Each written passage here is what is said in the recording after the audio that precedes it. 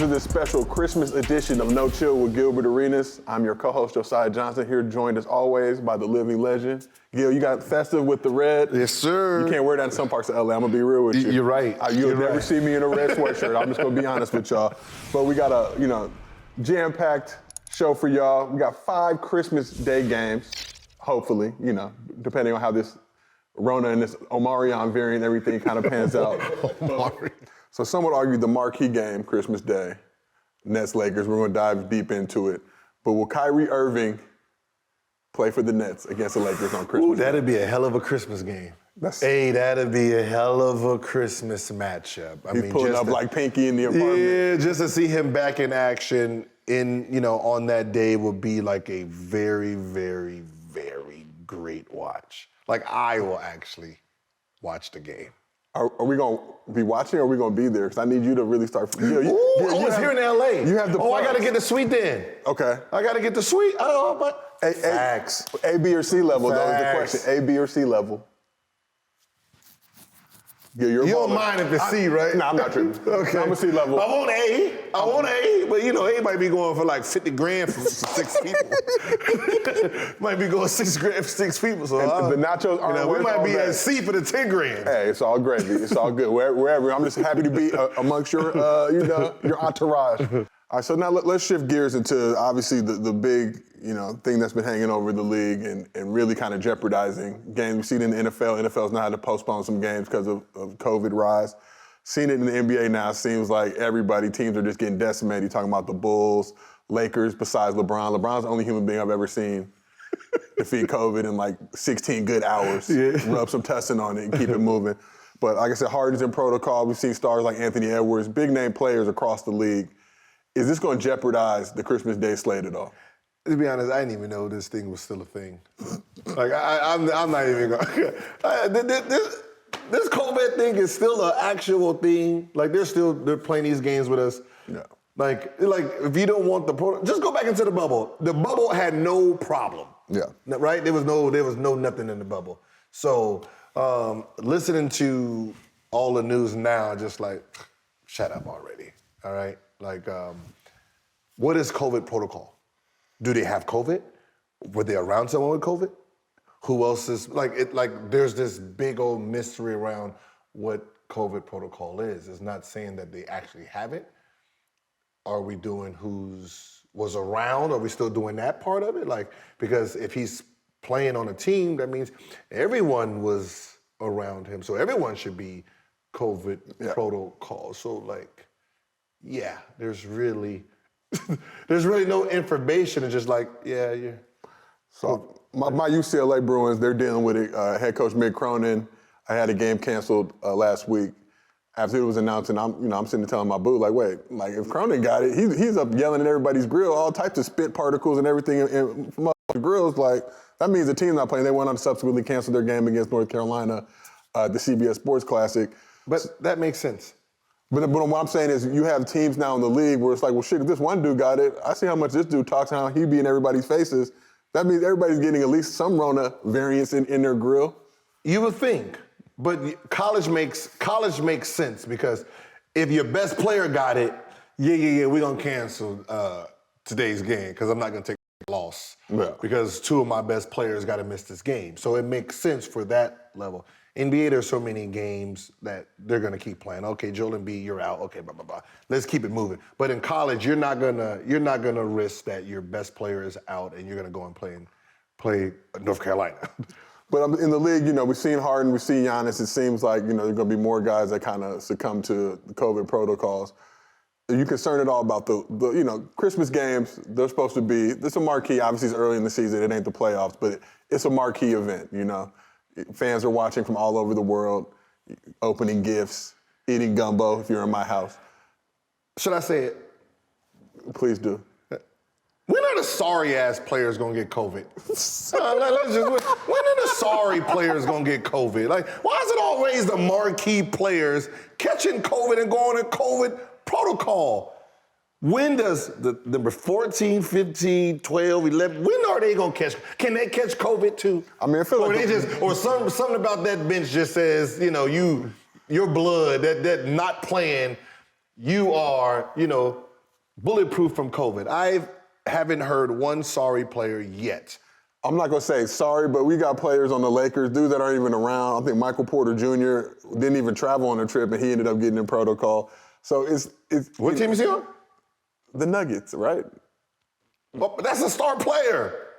Okay, but I'm saying Kendrick Nunn, who's not necessarily a star player. I'm not gonna call him sorry, but he's in protocol. He's just chilling. He's minding his business. So No, but he's hurt though. That's why I'm talking about COVID protocol. But you got players from Danny the Bulls. Green, has Danny Green ever called COVID protocol?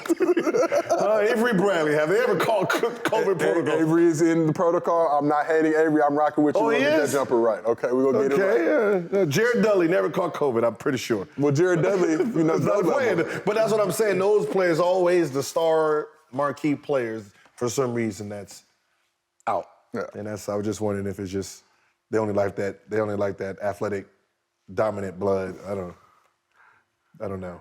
It's kind of weird though, but. So under any circumstance, do you think that the NBA would cancel Christmas games? Or is that bag is too plentiful? Nah, they so into what's going on that they won't even take off the sorry teams of, on the NBA schedule. Like there's just a couple teams that they should just say, you know what, COVID protocol for both you guys. You just don't show up. And then do you envision or do you see them having to go back to a bubble? Because like you mentioned, bubble, them dudes, obviously I know it was a big bag to cover all the costs of doing all that stuff, but no COVID issues. Seem to be one of the best run amongst all the different sports. Obviously MLB had some situations with the Dodgers and Justin Turner and cats like that catching COVID mid-game, but he just disappeared from the game and I was like, what? He's in protocol, but nobody else is? No. They wasn't sharing sunflower seeds? No, I don't think they're going to go back into the bubble because there's really nothing there's no emergency that's really have happened with the players themselves for them to really just go back to the bubble. You're sick for, 10, 14 days. It seems like the game keeps moving on. So I really don't see them going back to that bubble experiment. So did you ever play a Christmas game? Hell no. So we're gonna speak hypothetically, but what's it like, for players like yourself? You played a lot of day after Christmas games, but just that holiday season is, you're grubbing out whatever, the ham, the meat, the greens, potatoes, beans, tomato, all that good stuff. Uh-huh. Does it impact your game, or is holiday season does it slow down for you at all? Obviously, between that Thanksgiving kind of Christmas window, and then you ramp back up. Obviously, once the holidays are over. Okay, so let's go ahead and throw this out in the air. Holidays are the worst for actual. I can't speak for all sports, NBA, because the problem with holidays is either you're home and you're leaving the same day, or you're on the road. So you're not really actually enjoying the holiday with your loved ones, because it's like if you play on the 26th, the day after Christmas, you're leaving the 25th around 3:00, right? They might extend it to 5. The fight might be at 5, but you're not really, you're just opening presents. Hey, all right, dinner, whoop, and out. You're on a plane on to the next city because you're playing the 26th. If you're playing at home on the 24th, your next game is the 26th, you might be on the road again. So, or you might you're on a road trip. So I never really got to enjoy Christmas at home because I was never there. Like I remember Jared Jeffries, Thanksgiving and Christmas, his mother had to drive to wherever we were to give us food. So she'd make the food and deliver it so she drove all the way. So if we was like, let's say Chicago and she's in Indiana, she'll drive to Chicago and then we'll get a dining room and she'll set up Thanksgiving for us. So she's making Christmas food. How was that food? Oh, amazing. Okay. Yes, it was amazing. Even with the travel? But as I said, so you're Christmasing with your teammates for the most part. So you're not really in that Christmas spirit. If you can remember, what's the worst place you had to spend a Christmas at during your NBA career? Well, since I'm on the East Coast, it was basically anywhere because it was cold as shit.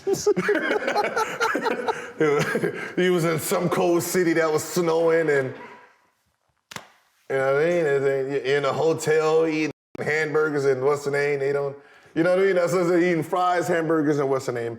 If you didn't have, you wasn't home. So it was like, it wasn't depressing, but it wasn't like, especially when you start having kids, it's not like, dang.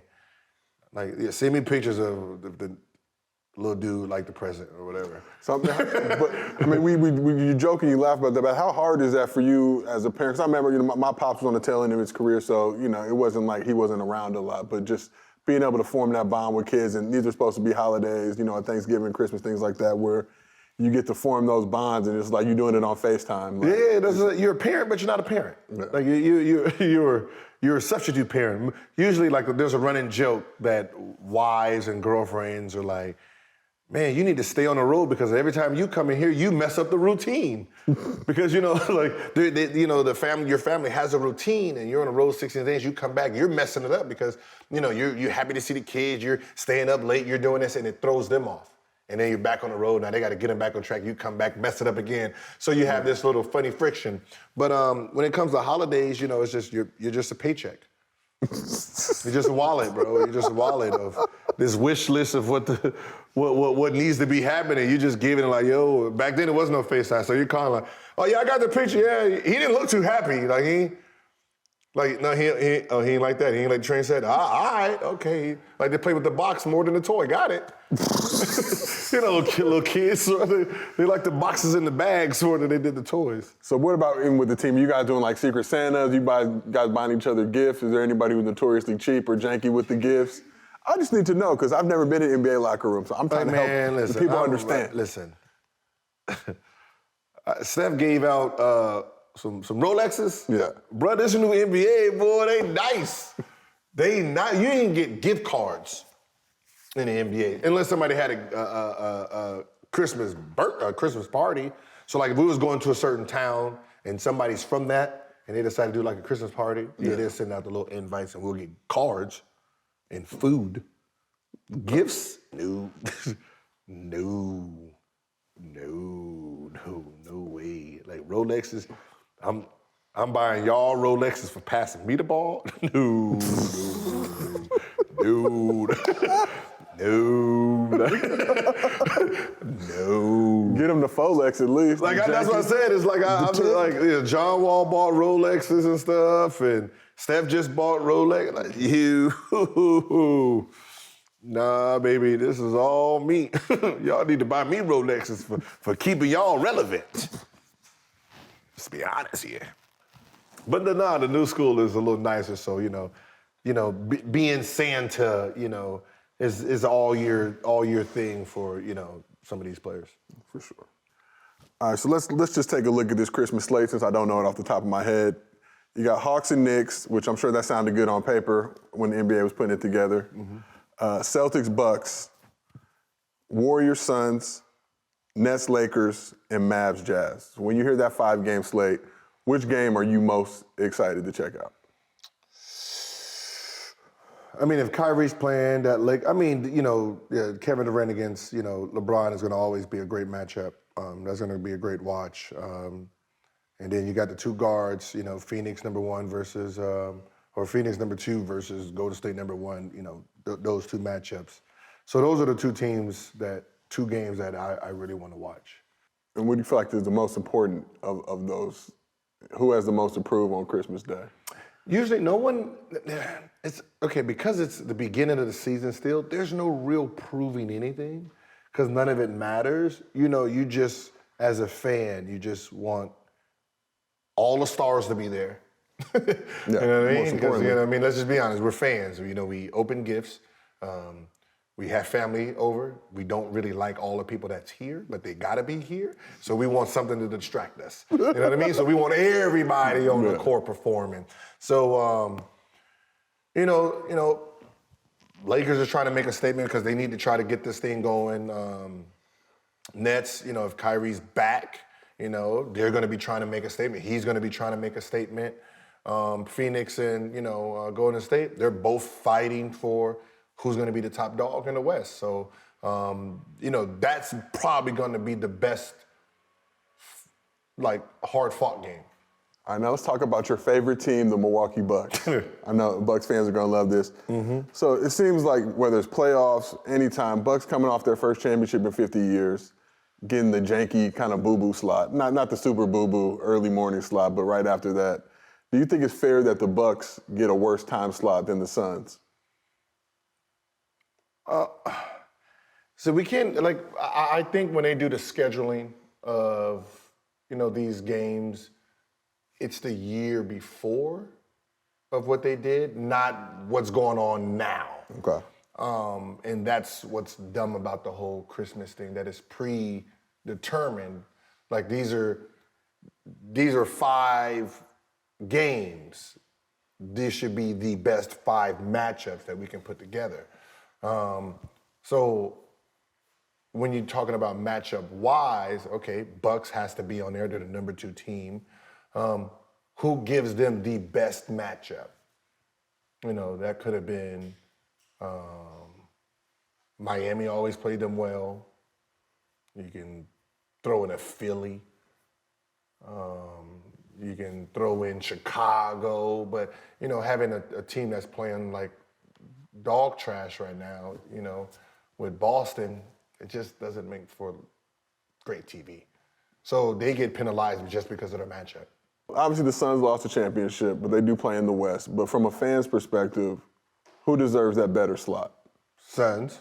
Because Suns they're playing the hottest team. They're the 2, like Golden State and them are basically the hottest 2 teams playing. But the league didn't know that going in. No. So, but the fact that it happened, it happened that way. They should, the whole timing should be changed anyway.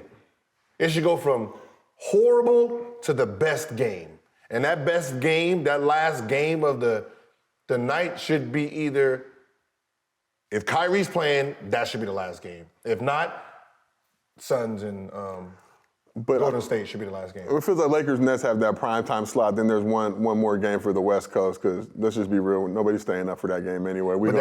But that's the problem. That itis is going to take over. But that's what I'm saying. It should always go from top to bottom, worst to the best. I just finished watching the Lakers Nets game. I am not watching Jazz Dallas after that. I'm sorry. I am not watching the Dallas Jazz game after I done watched 2 great games back to back. You better put Dallas as the second game. As the second game on the side. So, if I had to reschedule it, I would reschedule Atlanta Knicks, number 1. That game starts at 6 a.m. Eastern time, right? No, I was just saying Eastern time. No one's up. 3 a.m. Pacific? Nobody wants to see that matchup no more. That was a great matchup last year in the playoffs. I do not care for a 9-13 seed team playing. You can start that game at 9 a.m. Trust me, no one's going to complain about it. All right? The West Coast don't get to watch it. East Coast, not even up yet. Okay. That's a great start. And then around 6:30, a little 30 minutes after that, just go and throw that Dallas game on. Nobody cares about them 2 teams. There's 4 teams nobody's checking for. Nobody cares for. And that's the problem with prejudging what you think is going to happen. That should be the Christmas from the 23rd to the 27th. That should be like a blank area where you can adjust to see what teams can play on those certain days. And then in the middle of, or the beginning of December, you can plug and play those games. I know it's unrealistic. Football does it. But you can plug and play those teams in, so you give them like this 5-day window of changing, teams around, because there's games that would be more exciting. Fans will love it more because of the excitement, like having the Ball brothers both play. Both teams are fast. Both of them playing on Christmas. That would be great TV. I'm watching that. So it's like there's real games that could be actually played.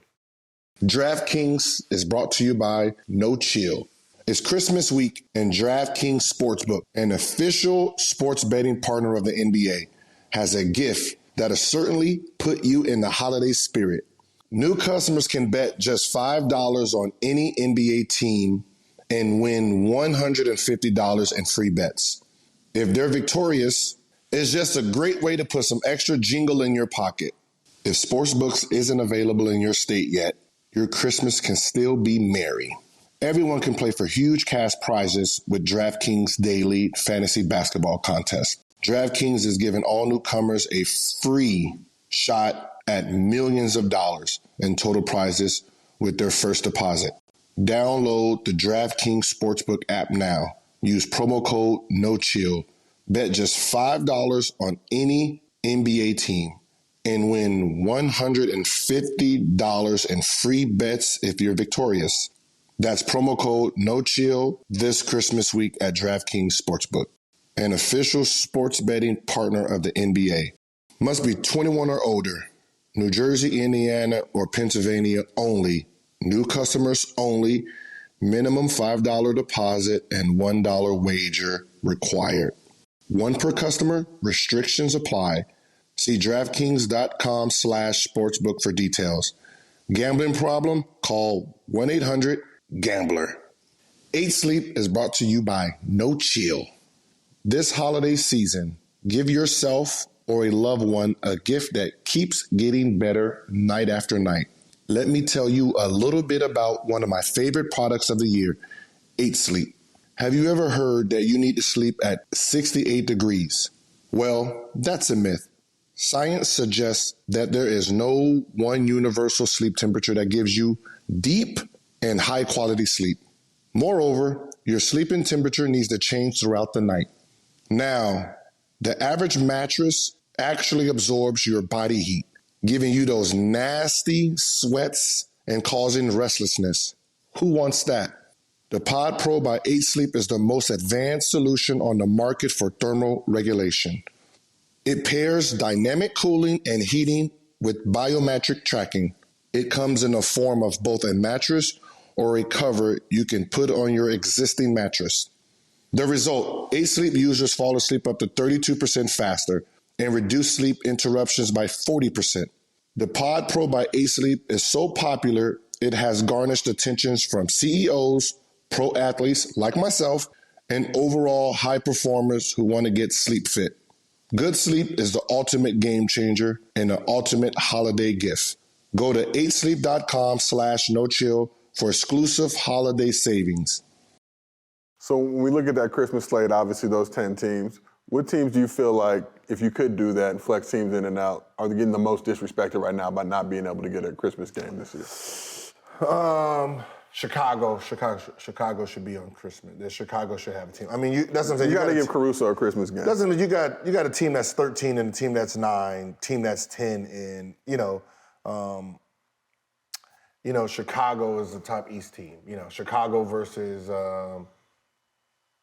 somebody fast, either Chicago against Charlotte, just for a fast, fun game, to start it off with. Chicago versus Washington. Chicago versus Grizzlies. You got teams that, is going to make for great TV. Like, you playing, Charlotte and Chicago, that score might be 120 to 135. That's a great way to start Christmas, watching 255, but now we're going to watch a game that the score, Knicks versus Atlanta. Knicks, I don't even know if they know if you win by scoring buckets. Like, I think they still go off of the 1980s, like, defense wins championships mentality. I don't think they think, scoring buckets actually matter. So I'm pretty sure that score is going to be like 93 to 80, 93, 98. I don't want to watch that boring ass shit on Christmas. I don't want to watch. That's like watching paint dry. Early. That's my first game I got to watch. Like, nah. What about a team like the Clippers, the Cavs? Obviously, this season are surprising. You said Cavs? Yeah, I'm just asking. Like the team from Cleveland. Like the Bron Cavs? Like when Bron's on it, or the new Cavs? The Lennon Cavs. The Lennons. No, you can keep them off the Christmas. They just, Evan Mobley. Huh? Hell, they getting the. They shouldn't even be playing in the realm of 24 through the what's the name. Like if I'm gonna book the Clippers, I'm gonna book Dallas. That matchup is a great matchup. It's usually a high power, but without Kawhi Leonard, it's not really high power. But usually when those two play, like you get some really great numbers and games, and like that. Those are how you match up games. You match up games from the excitement of you stop trying to recreate playoffs. Playoffs is not a recreation. Like you don't recreate the playoffs. Like you recreate great matchup games, not great series, because the great series just. It could have been blowouts, win here. Like it could have been, So you're doing like who played well against each other as a whole.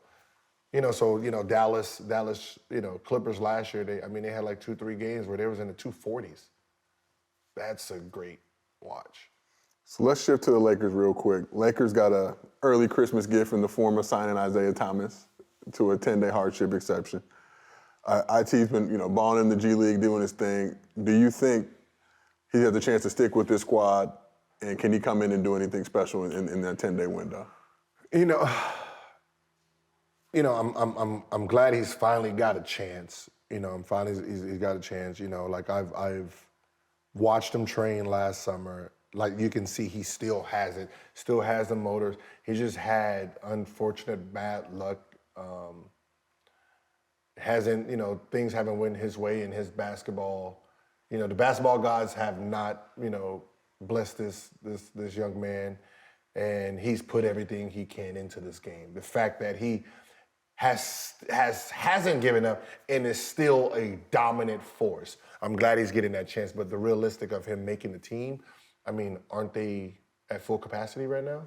But what I'm saying is, does he have enough to show even in this short time with the Lakers? Can it be like a Melo situation where, kind of out the league, everybody kind of giving up on him, but he has an opportunity now to come out and show what he can do? I think in these next the 10 days, he will get thrown into the to the action. I like players that can change shit up.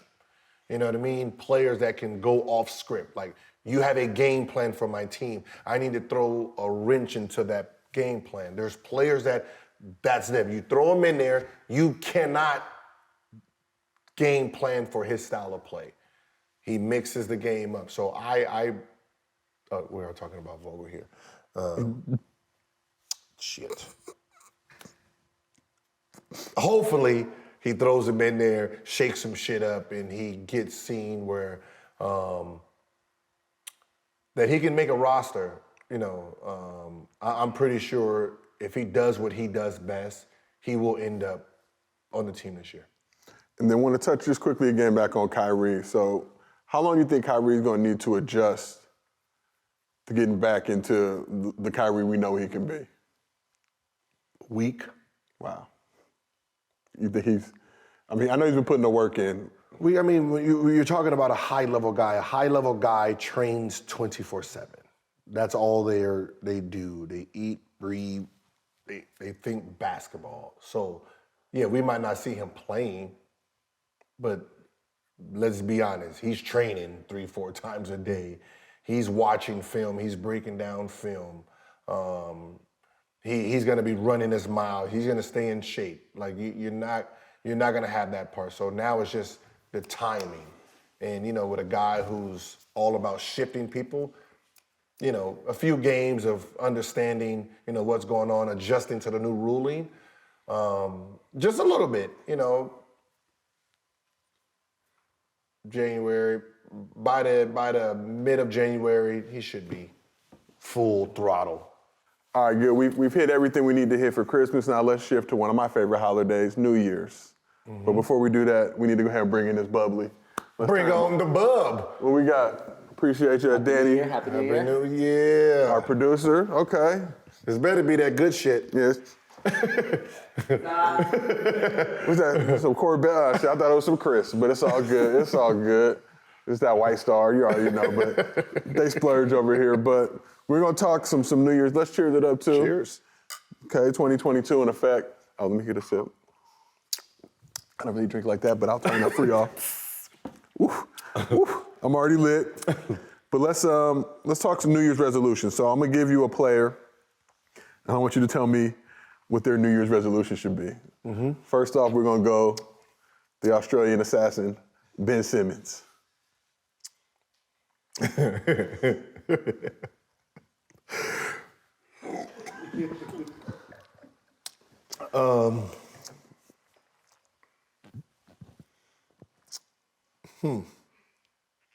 Yeah, that was it. To do nothing. To do absolutely nothing. It's working for him. Indochino is brought to you by No Chill. I love sweatpants as much as the next guy, but I think we can all agree that we've gotten a little too used to wearing all workout gear. It's time to replace that suit that's been gathering dust in your closet and bring back your style in 2022. There's never been a better time to upgrade your look. Indochino's Black Friday event has their lowest prices of the year on suits, shirts, outwear, and more. Plus, you'll save even more using code NOCHILL. I visited Indochino and revamped my entire wardrobe. Chino's dress shirts and Haxby navy suit have Asian Zero feeling confident for his next red carpet event. Indochino offers completely custom fitted suits, shirts, casual wear, and more at surprisingly affordable prices. It's the place to get a wardrobe personalized to your style and taste without spending a fortune. Every piece is made to your exact measurements, and you can customize every detail. Get your Christmas gifts at Indochino.com. Save even more and get $50 off of any purchase of $399 or more by using promo code NOCHILL at Indochino.com. That's $50 off a purchase of $399 or more at Indochino.com. Promo code NOCHILL. Where is Ben going to be playing basketball in 2022? I know where he won't be playing, and that's Philadelphia. We done established that, But I know he's training. I know he's working out. Anxious to get back on the floor. But, sometimes, you have to wait out the process. Use an old Joel Embiid trick. Trust the process. And that's what he's doing. He's trusting the process. So, he can go back and show the world what he's added to his game. You know what I mean? He plays the game the way he plays the game. You can't force a player to play the way you want them to play. And I think that's where we sometimes forget that, like Tom Brady, right? You're a passer. I don't want you to run for 100 yards. And that's like me complaining that he doesn't run for 100 yards. He does everything else right. And that's the same here, that, the frustration is coming from a player who is all team defense, 1 through 5 defender, great playmaker, average scorer, not a shooter. Then don't expect him to shoot. Be grateful at what he does. So it's basically play your game, do what you do, add to your game, and show it out the next year. So obviously his name's been mentioned in a lot of different trade talks. Sixers have been kind of steadfast that they want certain things in return, but as you mentioned on previous shows, they've already shot themselves in the foot by literally saying that he was trash and saying, oh wait, no, he's not. We want to get some good things, but Lakers have been mentioned, Warriors have been mentioned, a lot of teams around the league. Do you think any of those are realistic? Even somewhere like the Trailblazers, somebody like C.J. McCollum, name has been thrown in trade talks. You can ask for whatever the fuck you want to ask for, right? It's what you're gonna get back. And what I was mentioning earlier is exactly what has actually happened. You can't trash something and then expect someone to give you full value for it, right? I'm gonna give you exactly what you call it. And the fact that Ben is not playing, see, we always used to go under the illusion of what general managers they throw out. They talk bad about it and then they get rewarded. Well, this time you're not gonna get rewarded for it. So you don't want him. I know you don't want him, but I'm not gonna be dumb enough to give you something valuable for it. If you don't want him, you give him for pennies on a dollar. I'm not gonna give you full value for it. So it's not that Ben's value is dropped. Teams are smart enough to understand, I don't need to give you Damian Lillard for him, which I would have before. But now I can keep Dame and give you these other pieces. So now I can give you these other pieces, get him, and now this team that I was about to break, I can now build on. And that's what teams are starting to realize with this Ben situation. So let's just say Ben ends up with the Warriors. You know, we talked about Kyrie coming back to the Nets now, and that three-headed monster kind of taking shape. Ben ends up in the Warriors. Are they just a lock to win the championship? I mean, it's gonna be very hard because at this point you don't, you know, if the rumor was, wink wink, you know, Draymond Green, Wiggins, and a few picks, Warriors don't need to do that anymore. No. I don't need to give you these guys anymore. No. I can just give you a whole bunch of role players that make enough money, throw in 4 or 5 draft picks. Yeah, you like draft throwing a whole bunch of fake gold. Yeah. And then you take that and give me Ben Simmons. Now I can have Ben Simmons with the rest of this stuff. Yes, that is damn near a lock for a championship. For sure. I would agree with that. You know, so that's what I'm saying. That's what people don't understand. They think, oh, Ben Simmons' stock has went down. No. People are they're smarter. They're smarter. Like, wait a minute, hold on. You don't want them? Let me just go. I'm going to throw you 5 draft picks, and I'm going to throw you these 3 players. Take it, you know, and now I get to keep and build. Now I have a superstar dynasty because whatever team he's gone to, it changes the dynamic of that team because he is, on one side of the ball, a dominant player. I mean, another squad that's been mentioned is the Lakers. I don't know how much veracity there is to those rumors, but could you see LA making a move with Westbrook, or do they have enough of what they got? That's what I'm saying. That's what I said. Everyone wants to throw Westbrook. I don't need. Listen, I'm not rolling. I like Russ. What I'm saying is, I can give you. And sorry, Lakers, I love you guys, but this part of the problem is, this part of the little session is general manager. So I'll throw in a DeAndre Jordan, THT, probably none. Take 4 picks. I don't even know if the Lakers got 4 picks. It doesn't matter. Yeah, keep taking these picks as 2025. 2035. I don't give a just take them. If you're gonna just give me him. Now I have this. I don't need to give you Westbrook. You don't want Westbrook. Right? You just throw one of them. You don't want rest. You see how he plays, and you try to now I want to downgrade Westbrook. You know how he plays. Yeah, you know why. Yeah. You know what I mean? But I can give you this. Great guy. THT works very hard. None. Excellent. DeAndre Jordan, great guy. Great glue guy. The 10 picks you're gonna pick, they're gonna be great assets. All right? Just sign the deal. You know what I mean? And that's how I'm throwing that together. To see if they're dumb enough to do it. That's if they're dumb enough to take it. That is it. Everyone's gonna try to give them pieces without throwing away a superstar. To see if they're dumb enough to take it. All right, let's move a little up north. We're going to Pacific Northwest. It's Lillard time. What is Dame Lillard's New Year's resolution? I think his thing is to right now land another player without leaving. Portland is one of those teams that it's hard to get a star over there. So you're working with, not a full deck anyway. And I know, like, as a personal player, as a competitor, the hours he's put into that city, in that court, he don't want to give up. He don't want them to give up. So, if they can get rid of a few pieces,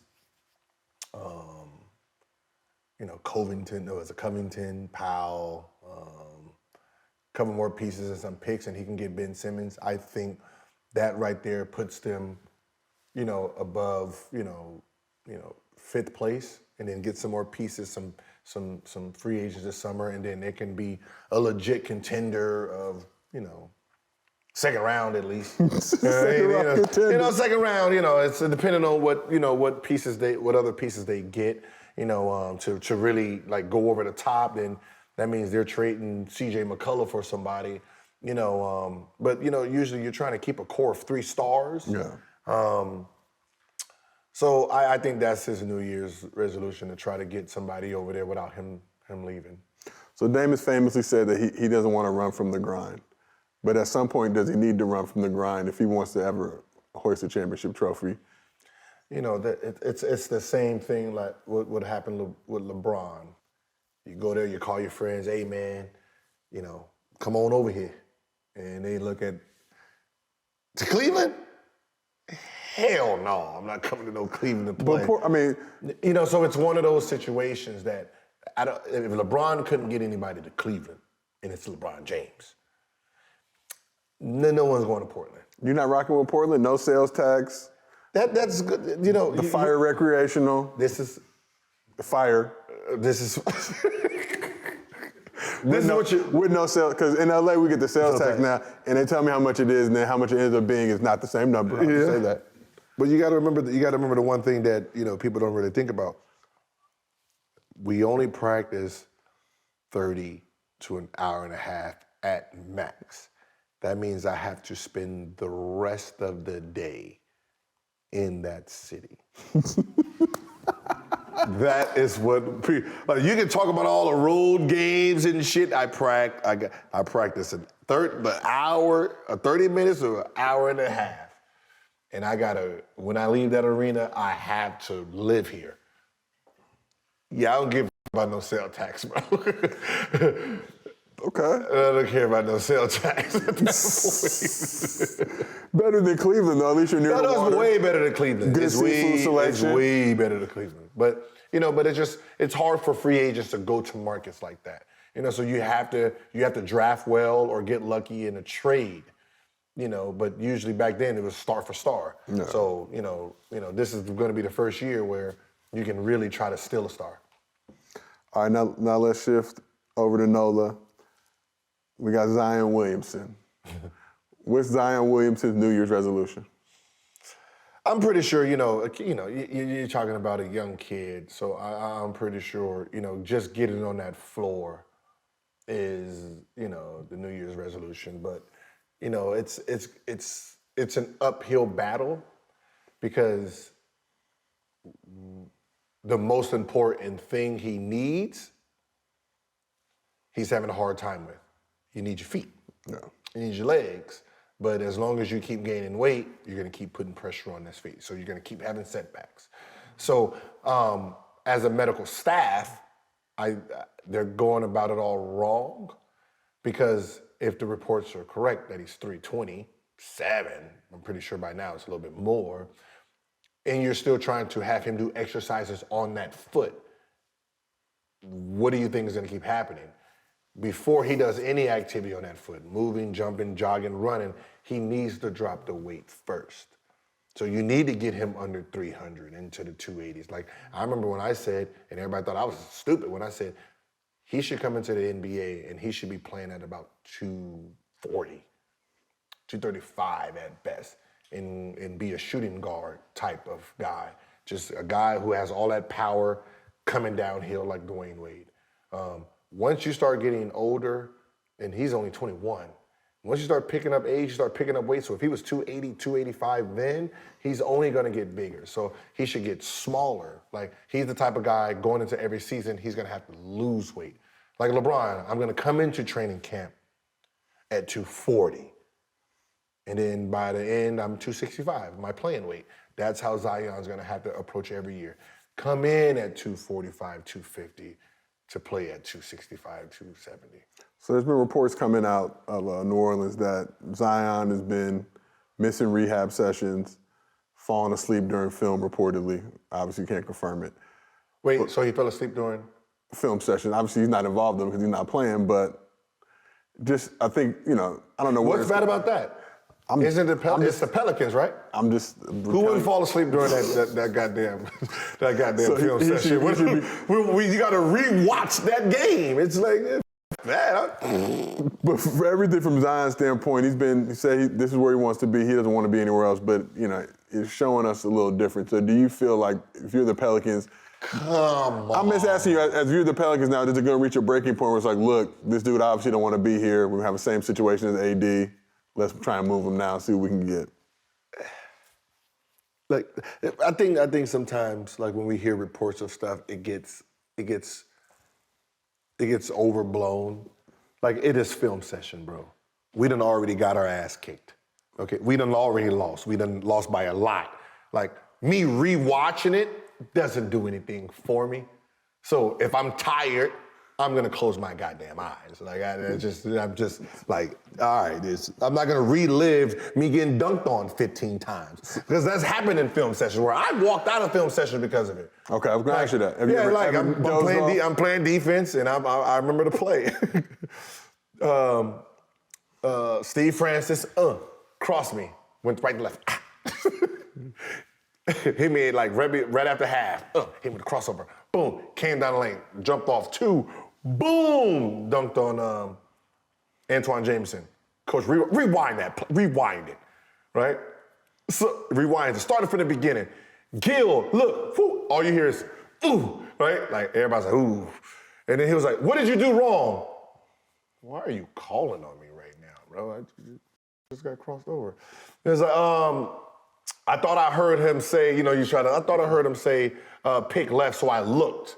He was like, yes, that's what happened. Run it. Crossover again. Dunk. Rewind it. Brendan Haywood, what did you do wrong? And he was like, I was calling for, he's coming left so I can hard show. Run it. Let's see what you did. Crossover. So he's showing me getting crossed over. Same play at least 15 times. Like, you know what? I'm out of here, bro.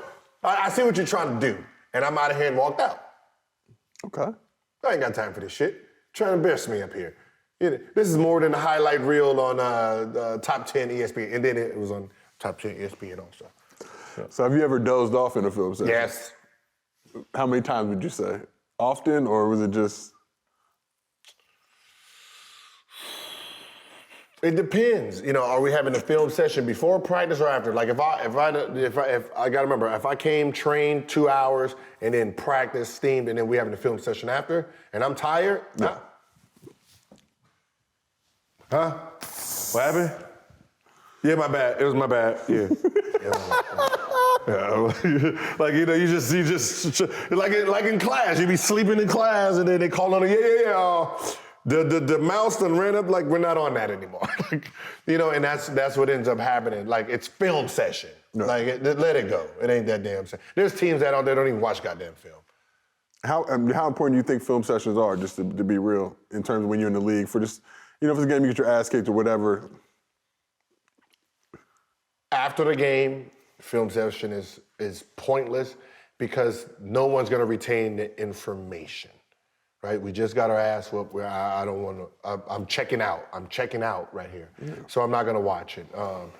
Individual is better because you're showing what the player, like, yo, I need you to set the screen here, go here. That the player, there's no embarrassment. So the player retains that information a little bit better. Okay. If you do individual film session, like little 5-minute clips. Like, I don't want to sit here and watch film for an hour. Like people sit there you sitting there. Yo, this ain't an actual basketball game, bro. This is not we just played this game. I don't want to rewatch this game. We're about to play the Clippers and you want to watch what we did last night? No. What about a game where you drop 50, 60? Still no, because it's not like he's going to be showing my highlights. He's going to be showing everything I did wrong. Want to watch that for? It's all negative. It's all negative information. Showing good shit. No, that's what I'm saying. Like, you're gonna be showing me sitting there. You be like, I bopped him, right? Like, that's a funny thing about film, though, because it's never like, what were you thinking on that play? Like, I'm thinking I'm across the field and hit the jumper. It's always something there. You make a pass that goes out of bounds, and be like, so what were you thinking? I was thinking making Sports Center with you think I was thinking? I seen him over there, and I was sitting here trying to do what I seen last night somebody do. You know what I mean? That's what I said. So film is just it's a negative thing. It's not a positive thing. So last question, Gilbert Arenas, what is your New Year's resolution? To drop weight, baby. How much you trying to lose? So I'm 245 right now. I'm trying to get to 220. Okay. But I wanna get there without stopping what I like to eat. This has been my problem for about a good 15 years. Yeah. Really, like, so I want to lose the weight without doing. I really don't want to do nothing, to be honest. I really don't want to, like, run the miles. I don't want to do that. Yeah. That shit looks like it hurts. It does. Yeah. Like I see you running. Yeah. And you've never seen me run, right? I'm not gonna join you out there. Every time I see you, it's in a different Maybach, and I'll give you the piece up. Bum while I'm listening to my music. Yes, sir. You know, I got a Fitbit so I can watch like my steps. So if I'm like, oh, damn, I even got 10,000 steps today, you know, I'll try to walk around and walk up some stairs or something. But I'm one of those people that I was in shape because I played the sport. Like I wasn't a weight room guy. You know, I just wanted to play basketball, and that's all I wanted to do all day long. So running in the treadmill like I'm a hamster, I can't do that. Yeah, I hate that. You know what I mean? I go there, to be honest, I go there booty watch.